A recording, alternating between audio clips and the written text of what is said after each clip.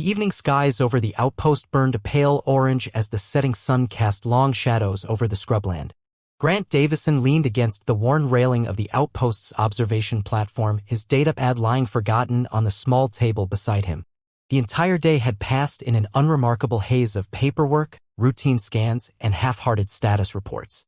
He'd been stationed on the fringes of human-controlled space for nearly a year, and while the view was undeniably beautiful, it had lost much of its initial charm. Grant often found himself scanning the horizon for anything unusual. Not that he ever expected excitement. The real action always happened far from quiet border outposts like his, leaving Grant to play the part of a glorified customs agent. It wasn't what he'd envisioned when he signed on with the Interstellar Diplomatic Corps.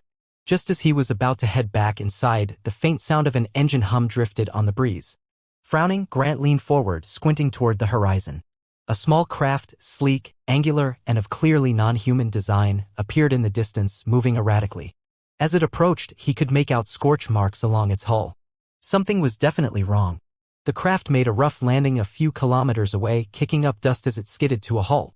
Without hesitating, Grant activated his comlink. "Tali, prep the rover. I'm going out to check something." "Already?" came Tali's voice, tinged with sarcasm.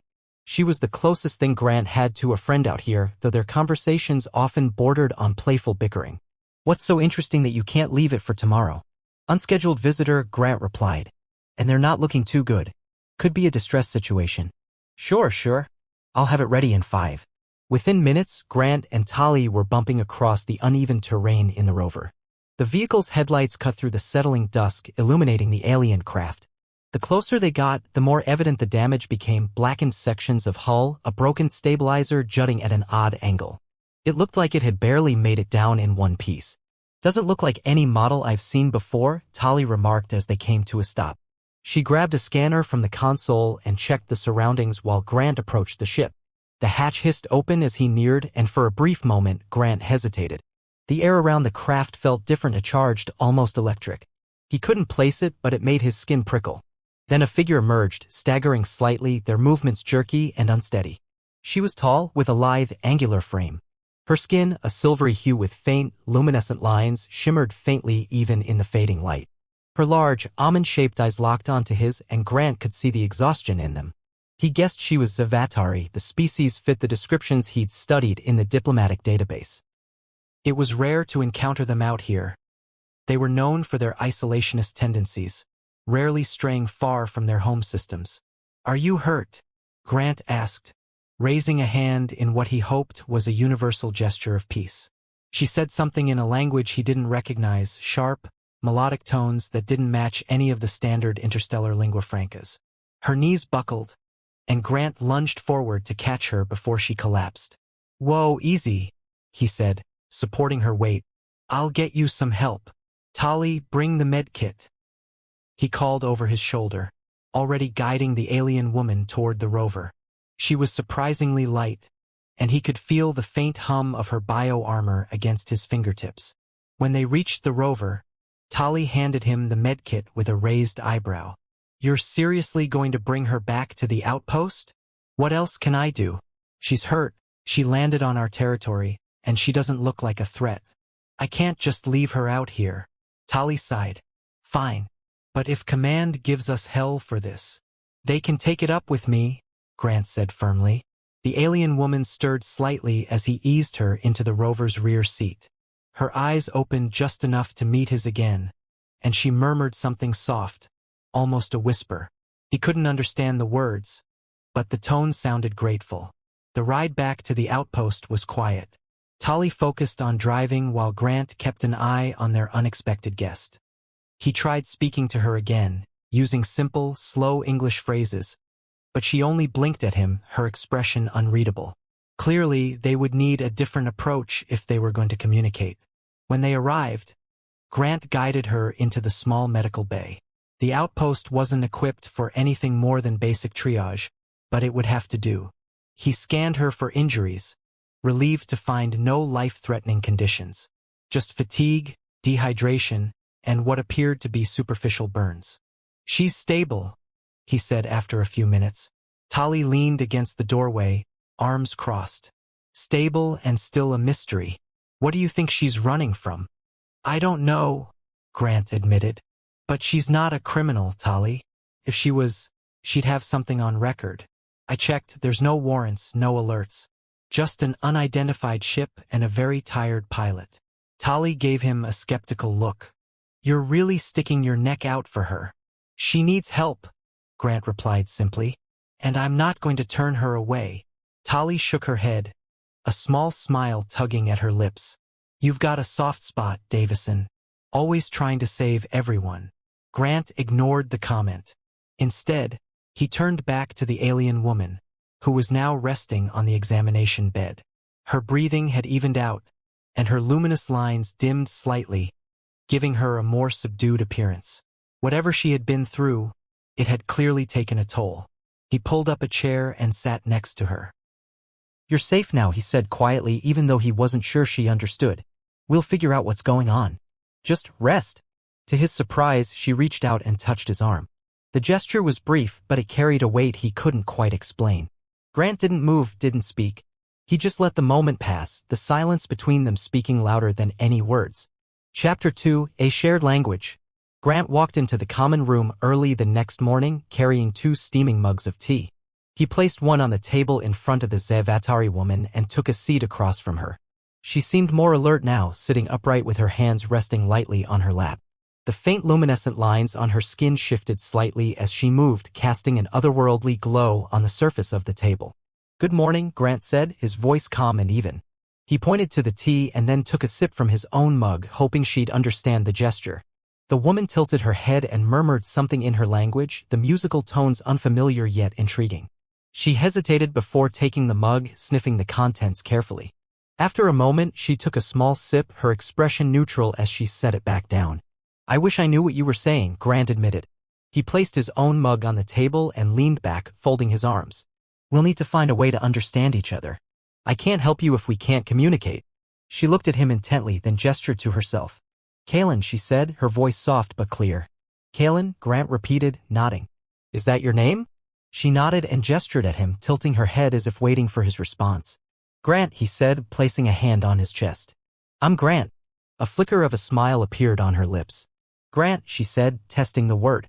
It sounded slightly different in her accent, but close enough. Grant reached for a datapad that was sitting on the table. He opened a translator app and set it to record mode, holding it up toward her. Let's try something, he said, keeping his tone friendly. Can you repeat some basic words for me? Start with hello. Kalen hesitated but then said the word in her own language, a flowing syllable that the translator struggled to interpret. A garbled greetings appeared on the screen. Okay, Grant muttered. Not perfect, but it's a start. Over the next hour, they worked together, exchanging simple words and phrases. Grant repeated basic English words, showing her objects around the room, and Kalen gave him the Zevatari equivalents. The process was slow, and they often resorted to pointing and hand gestures when the translator failed, but little by little they built a small, shared vocabulary. Tali wandered in halfway through their session, her eyes narrowing at the sight. What's going on here? Language lessons, Grant replied without looking up. We've got a long way to go, but we're making progress. Kalen glanced at Tali and said a tentative hello, her pronunciation still a bit off. Tali raised an eyebrow, then leaned against the wall. Not bad. I guess that's one way to kill time. It's more than that, Grant said. If we can understand each other, we'll have a better shot at figuring out what happened to her. And maybe why she ended up here. Tali shrugged. Well, have fun with your Interstellar language school. I'll be in the control room if you need me. As she left, Grant turned back to Kalen. Don't mind her. She's not as grumpy as she seems. Kalen's lips quirked in what might have been amusement, though it was hard to tell. She pointed to the translator screen and spoke a short phrase. The app struggled, then produced a halting translation. Friend? Grant smiled. Yes, she's a friend. He gestured to himself and then pointed to Kalen. I'd like to think we're becoming friends too. Kalen tilted her head, her expression thoughtful. Friend, she repeated as if testing the word. Then she nodded slowly. They continued working until midday when Grant finally sat back with a sigh. Okay, I think we've earned a break. Let me show you something. He retrieved a small projection device from a cabinet and set it on the table. This is a hollow projector, he explained, gesturing for her to watch. It's old tech, but it's good for sharing visuals. Let me show you a little about Earth, my home. He tapped a button and a miniature holographic globe of Earth appeared, spinning slowly. Grant pointed to the blue and green planet. This is where I'm from. Kaylin leaned closer, her luminous eyes reflecting the glowing projection. She reached out as if she wanted to touch it, then hesitated, her hand hovering over the spinning image. You can touch it, Grant said with a small smile. It won't bite. Tentatively, she brushed her fingers through the hologram, causing it to ripple. A soft murmur of wonder escaped her lips. Grant chuckled. I thought you might like that. This is Earth's moon, he added, bringing up an image of the gray, cratered surface. We've been there. It's kind of our first step toward exploring the stars. Kaylin studied the projection, then looked at Grant and spoke a short phrase. The translator processed it and displayed, where you live. Grant took a moment to think, then adjusted the projection to zoom in on a particular continent. He highlighted a region and said, I live here. Well, I did. It's been a while since I've been home. Her expression grew curious and she tapped the highlighted area, then spoke again. The translator struggled, but the closest translation was, you go back. Grant hesitated. Maybe one day. Right now, I'm stationed here on the frontier. My job is to help keep things running smoothly, make sure our borders are secure, and he paused, looking at her, to help people who might need it. Kaylin met his gaze for a long moment before giving a small nod. Help?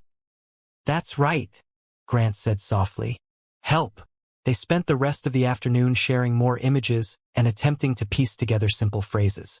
Grant showed her pictures of Earth's cities, oceans, forests, and even some of the animals that inhabited the planet. Kaylin, in turn, tried to explain a few things about her own homeworld, though the translator often failed to convey the full meaning. Still, it was enough to give Grant a sense of the vast differences and unexpected similarities between their two worlds. By the time the sun began to set, they had built a small but meaningful connection. Kaylin even managed a short, halting sentence in English. Thank you for help. Grant smiled. You're welcome, Kaylin. She repeated his name, this time with more confidence. Grant. As the evening settled in, Grant couldn't help but feel a quiet sense of accomplishment. They were still far from understanding each other fully, but it was a start.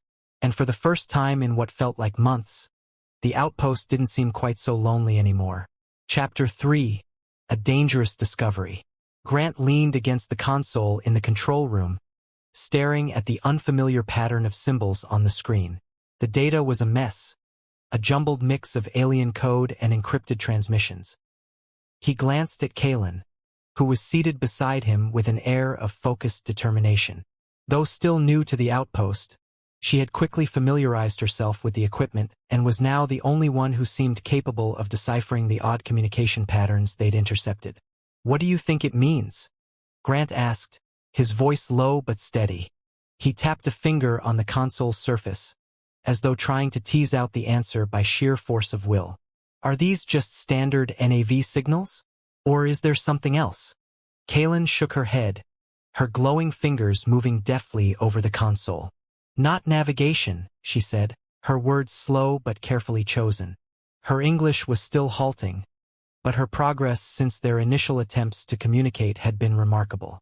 This is message, coded, hiding intent. Grant frowned, leaning closer. A message? From who? And why would someone need to code it like this? She paused, her silvery eyes narrowing as she studied the patterns. Not sure yet. Need more time. Well, we're short on that, Grant said with a dry chuckle. If these messages are bouncing around the frontier, someone will come looking for them eventually. And I don't know about you, but I'd rather not have unexpected visitors. Kaylin tilted her head, considering his words. Visitors bad? She asked. Potentially, especially if they're the kind that come armed and start asking questions I can't answer.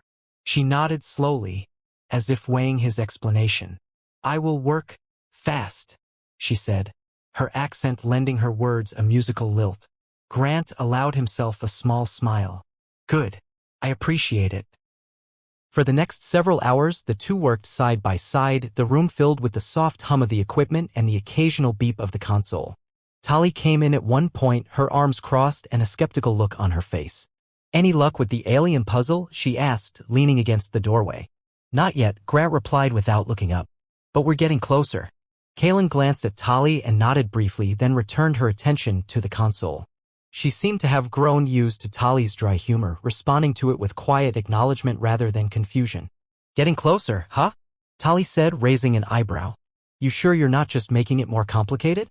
Pretty sure, Grant said, shooting her a quick smirk. Unless you've got some brilliant ideas you're holding back. Tali snorted and pushed off the doorway. I'll leave the alien codes to you, too. Just let me know if you find anything that could get us into trouble. With that, she strolled out, leaving Grant and Kaylin alone again. You too, friends? Kaylin asked after a moment, her gaze flicking toward the door. Yeah, Grant said with a small shrug. Tali and I have been working together for a while. She likes to give me a hard time, but it's all in good fun. She's someone I can trust, which is pretty important out here. Kaylin nodded slowly as if considering his words. Trust is important. It is, Grant agreed. Speaking of trust, I'm trusting you to figure this out because I'm lost here. He gestured at the console, grinning to lighten the mood. Kaylin offered a faint smile, the closest he'd seen her come to laughing. I try, she said simply, her fingers returning to the console. Hours passed and the two fell into an easy rhythm. Grant found himself asking questions about Kaylin's world, her people, and the kind of life she'd led before ending up in this part of space. Her answers were cautious at first, but as the hours stretched on, she began to open up. She spoke of her home's art and architecture, of vast floating cities where the air shimmered with bioluminescent gardens and music could be felt in the very walls. It was a life that sounded almost dreamlike to Grant, so unlike the utilitarian steel corridors of his outpost. What brought you out here? He asked at one point, his tone curious rather than prying. If your world is so beautiful, why leave it behind? Kaylin hesitated, her glowing fingers stilling on the console. She seemed to search for the right words. My people, not all agree. On what should be? Some leave to find different path. I one of them. Grant nodded thoughtfully. So you're looking for a new way to live? A different perspective. Yes, Kaylin said, her gaze meeting his. And danger followed. Danger? He prompted gently. She glanced away, her expression darkening. My choice? Not theirs. They angry. Grant didn't press her further. He could tell the memory was painful and he didn't want to force her to relive it. Instead, he shifted the conversation back to the codes they were working on, hoping to ease the tension. By the time the sun dipped below the horizon, the two had managed to piece together fragments of the coded message. Kaylin pointed to a line of text on the screen, her tone serious. This, not just message. It is map. Map? Grant leaned closer, studying the alien symbols. A map to what? Not sure, Kaylin admitted. But important. Whoever sent this wants it hidden. Grant frowned. If it's hidden, it must be valuable. But why send it near our border? Kaylin shook her head. Cannot say. Only know this place. She pointed to a particular cluster of symbols. It is far, but reachable. Grant sighed, running a hand through his hair. Sounds like a place we don't want to end up if it's so well hidden. Maybe, Kaylin said, her voice thoughtful. But if we understand, we can be ready. He nodded. That's a good point. Still, we need to be careful. If this map is important, someone might come looking for it and for you. Kaylin met his gaze, her expression unreadable. Then, we work fast. Grant smiled wryly. I guess I should have known you'd say that. He stood and stretched, feeling the hours of work catching up with him. Let's call it a night. We'll pick this up in the morning. Kaylin nodded and turned back to the console, clearly unwilling to stop. Grant paused at the door, glancing back at her. Don't stay up too late, Kaylin. We'll need your brain sharp tomorrow. She looked up, a faint smile on her lips. I try, she said again. Grant chuckled and walked out, leaving her to continue her work.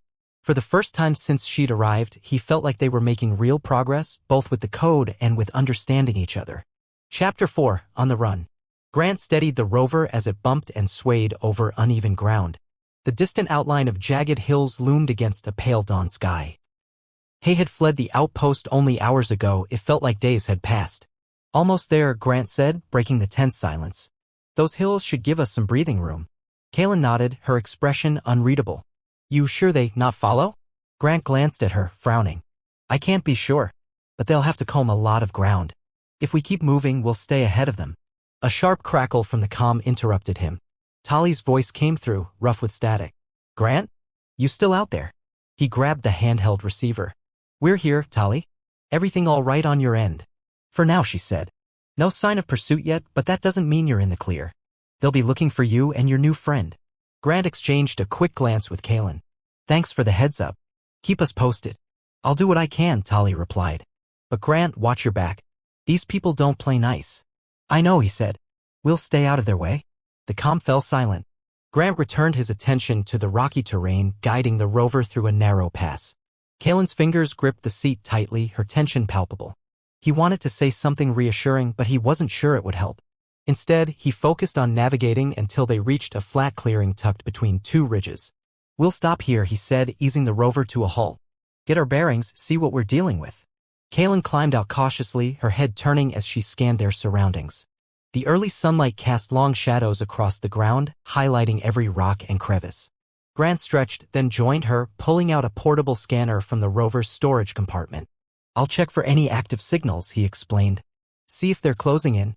Kalen watched as he adjusted the scanner's settings, her gaze sharp. "They very determined. Not stop easily." "I figured as much," Grant said grimly. "What exactly are they after? Just the map? Or is it you they want?"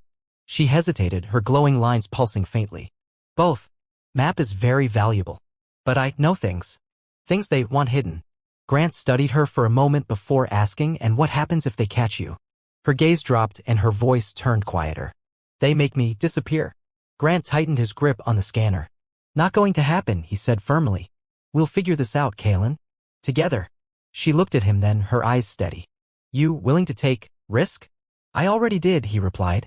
"No point turning back now." For a moment, her expression softened. Then she nodded, stepping closer to look at the scanner display. "What does it say?"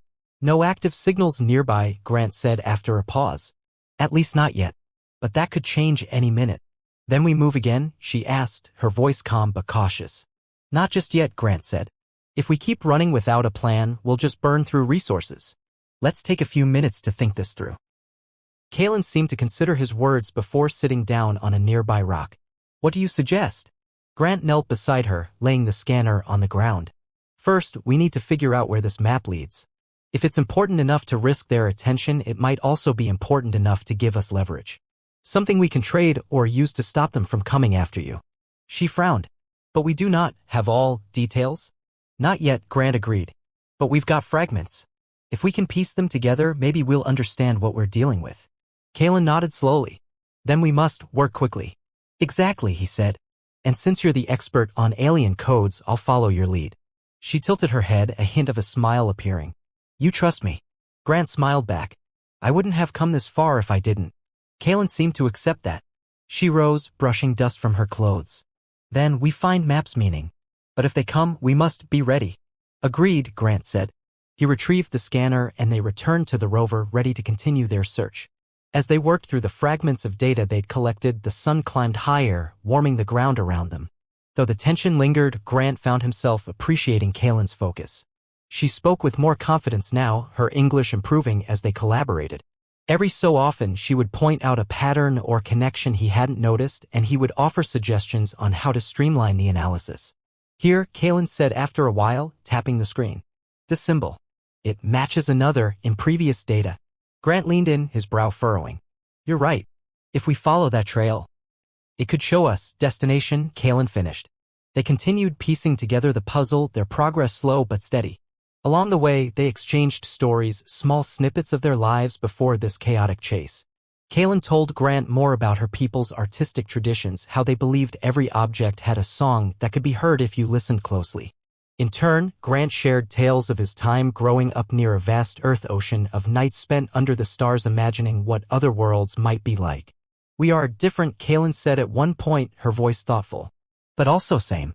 "I've been thinking the same thing," Grant admitted. "It's easy to see differences.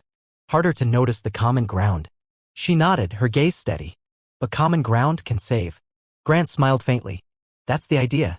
They worked until the afternoon, when a faint blip on the scanner caught Grant's attention. His relaxed demeanor stiffened immediately. "We've got company," he said, his voice low. Kalen's expression darkened. "How far?" "Not close yet, but they're heading this way." He packed up the equipment quickly. "We need to move." Without hesitation, Kalen climbed into the rover. Grant started the engine and they set off once more, heading deeper into the rugged terrain. The chase wasn't over, but now they had a clearer goal in sight and a growing trust between them to see it through. Chapter 5: The Hidden World. Grant steered the rover carefully over the uneven terrain. The small rise ahead gave them a clear vantage point, and as they crested it, Kalen pointed. "There," she said softly. Her voice carried a mixture of anticipation and hesitation.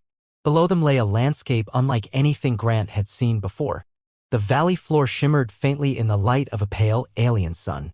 Towers that seemed half-organic and half-machine rose from the ground, their surfaces covered in intricate patterns that pulsed softly, almost as if they were breathing. The colors shifted from deep blues to purples, and strange, floating lights moved gently through the air.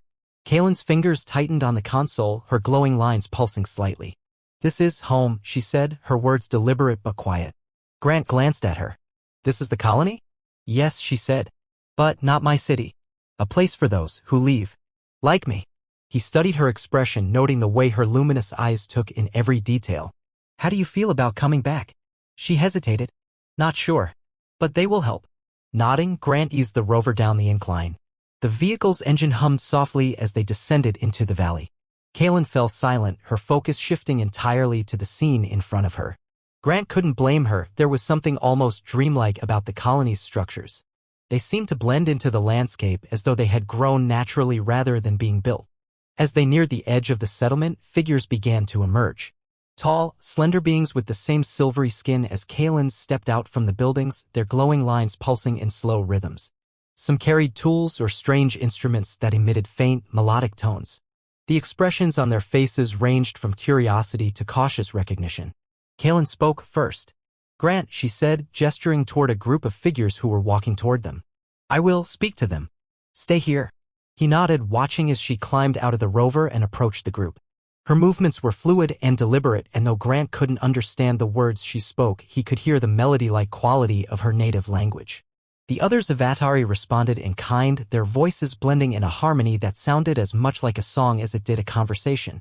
Grant remained seated, scanning the settlement from the rover. The structures were unlike anything human engineers would design.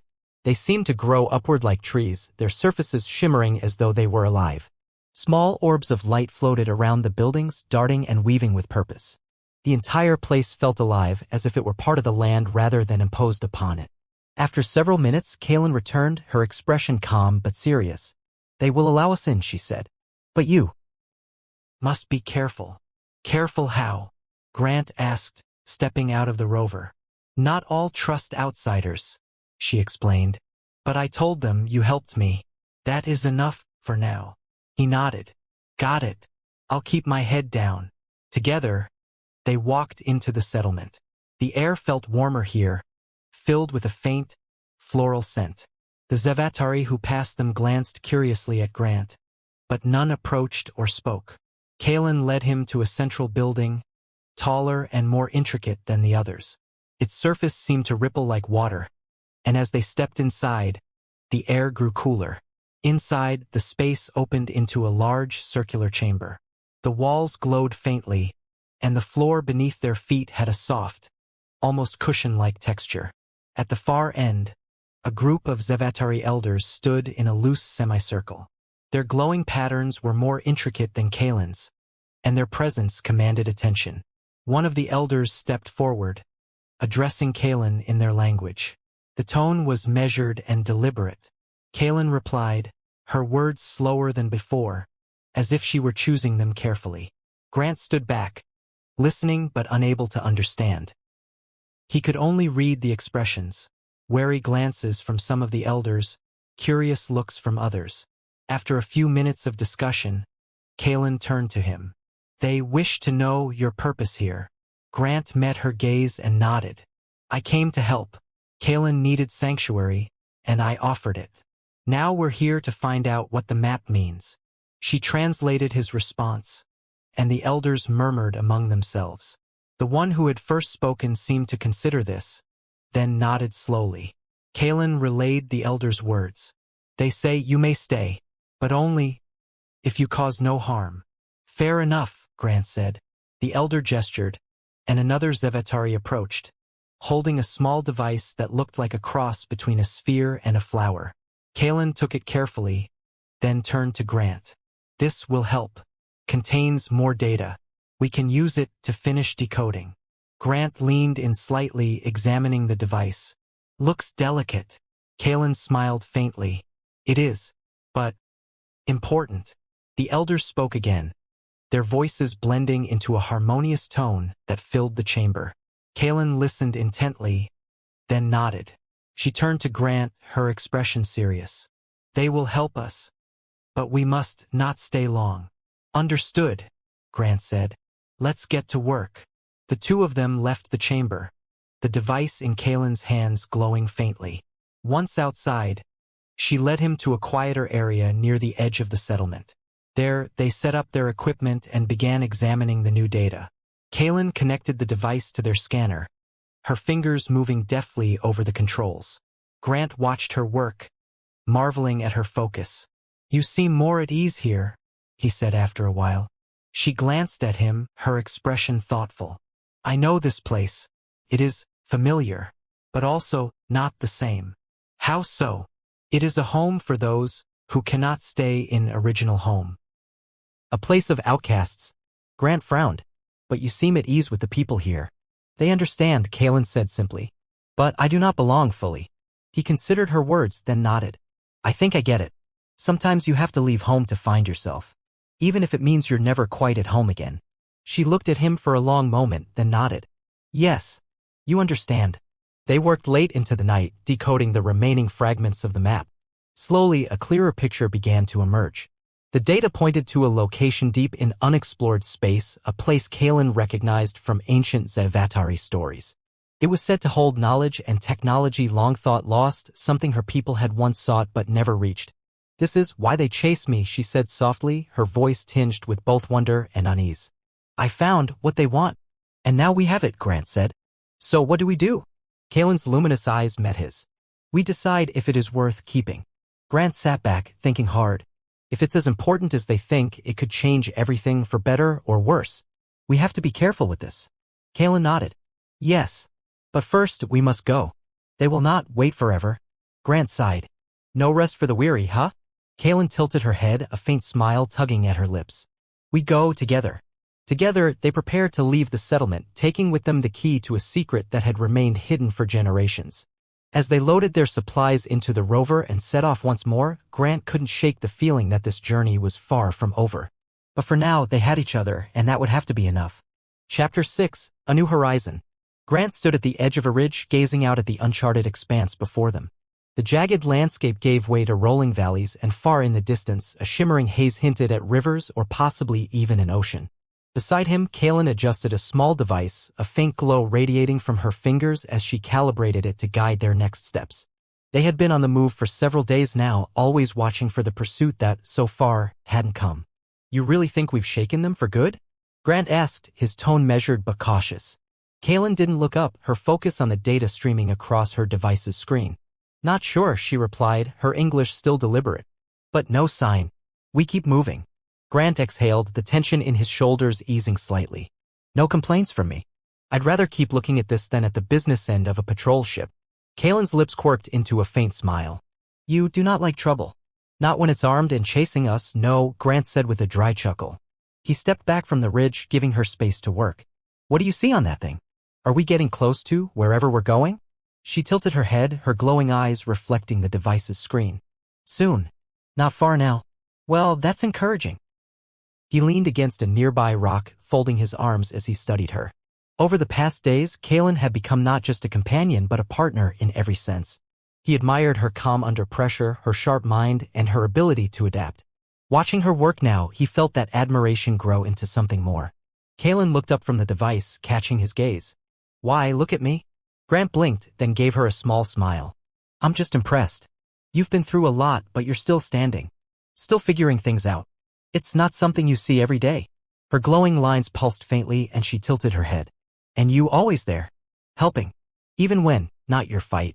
Guess I have a bad habit of getting involved in other people's fights, Grant admitted, rubbing the back of his neck. But I don't regret it. Not this time. Kalen studied him for a moment longer, then returned her attention to the device. We move soon, she said softly. Just few more adjustments. He nodded, pushing himself off the rock. Let me know when you're ready. As she continued working, Grant busied himself with checking their supplies and gear.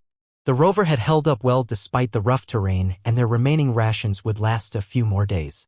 He glanced at Kalen occasionally, noticing how she'd become more comfortable in their shared routine. They no longer struggled to communicate, her English had improved dramatically, and he'd picked up a few phrases in her language along the way. They worked in sync now, a team forged by necessity and trust. When Kaylin finally straightened, tucking the device into a pouch at her waist, Grant raised an eyebrow. All set. She nodded. All set. We move. They climbed into the rover and set off again, the vehicle's engine a steady hum in the otherwise quiet wilderness. The journey was uneventful at first, the landscape shifting slowly around them as they approached their destination. Grant kept an eye on the horizon while Kaylin occasionally glanced at her device, confirming their course. "You're sure this place is real?" Grant asked after a long silence. "That it's not just some old myth?" Kaylin glanced at him, her expression calm. "It is real. My people searched for a long time. Never found. I have proof." "Fair enough," Grant said, adjusting the controls as they navigated a steep incline. "Guess we'll find out soon enough." Hours passed and the sun began to set, casting the land in shades of gold and crimson. As the rover crested a final ridge, they saw it, a vast, open expanse of crystalline formations. The structures rose like frozen waterfalls, their translucent surfaces catching the fading light and refracting it into rainbows. At the center stood a larger structure, dome-like and glowing faintly from within. Kaylin's breath caught and Grant glanced at her. "This it?" She nodded slowly. "Yes. This is what they seek." Grant pulled the rover to a stop, stepping out and shading his eyes against the brilliant reflections. The air felt different here, still but charged, as if the land itself were holding its breath. Kaylin approached the crystalline formations, her glowing lines pulsing in time with their faint hum. She reached out, hesitating, before touching the nearest surface. The glow in her hand brightened and the structure responded, shifting its colors slightly. "It recognizes you," Grant said, his voice quiet. Kaylin turned to him, her expression thoughtful. "Not me. My people. This place was theirs. Long ago." Grant stepped closer, his gaze sweeping over the shimmering landscape. "What's inside?" "Knowledge," she said. "Technology. Things we lost. And they're willing to chase you across the stars for it," Grant muttered, shaking his head. "Well, let's see what all the fuss is about." Kaylin led him toward the central dome. As they approached, the translucent surface parted like a curtain, revealing an interior filled with soft, shifting light. The walls seemed alive, moving slightly in response to their presence. In the center of the room stood a pedestal, and upon it lay a small, intricately carved sphere. Kaylin approached it slowly, her glowing lines brightening. She turned to Grant, her voice soft. "This is what they want." "What does it do?" he asked, stepping beside her. She hesitated, her gaze fixed on the sphere. "It is knowledge. Of my people. Their greatest creations. But also their mistakes." Grant frowned. "So it's not just a treasure trove, it's a warning." "Yes," she said. "And if they take it, they will not use it wisely." "Then we can't let them have it," Grant said firmly. "But what do we do with it? We can't keep running forever." Kaylin met his gaze, her expression. Looked around the glowing chamber. It was peaceful here, removed from the chaos that had driven them across the stars. He thought of the past days and weeks, the constant running, the uncertainty, and the growing bond between them. Staying here wouldn't just be about protecting the sphere. It would be about finding a place where they could finally stop and build something together. Grant nodded. "All right," he said. "We stay." Kaylin smiled, a rare, genuine expression that lit her features. "Together," she said. "Together," he agreed. And for the first time in a long while, Grant felt something he hadn't realized he'd been missing, a sense of belonging, of purpose. They had found more than just a place to hide. They had found a place to begin again.